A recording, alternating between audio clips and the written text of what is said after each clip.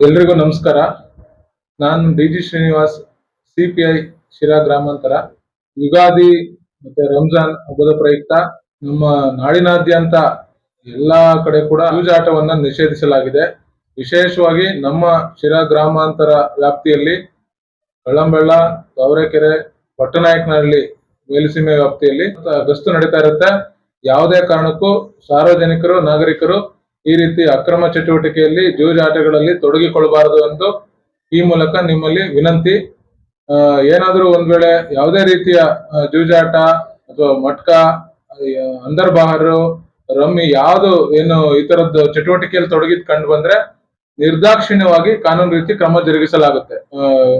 ದೇವರಲ್ಲಿ ಸದ್ಭಕ್ತಿಯಿಂದ ಪ್ರಾರ್ಥನೆ ಮಾಡ್ತಾ ಒಳ್ಳೆ ರೀತಿಯಲ್ಲಿ ಹಬ್ಬ ಮಾಡಿಕೊಂಡು ಏನು ಯಾವ್ದಾದ್ರು ಪುಸ್ತಕಗಳನ್ನ ಓದ್ತಾ ಅಥವಾ ಭಜನೆಗಳನ್ನ ಮಾಡ್ತಾ ಅಥವಾ ಬೇರೆ ಇನ್ನಿತರೆ ದೇಶೀಯ ಕ್ರೀಡೆಗಳನ್ನ ಆಡುತ್ತಾ ವಿಶೇಷವಾಗಿ ಸಂತೋಷದಿಂದ ಹಬ್ಬವನ್ನು ಆಚರಿಸಬೇಕು.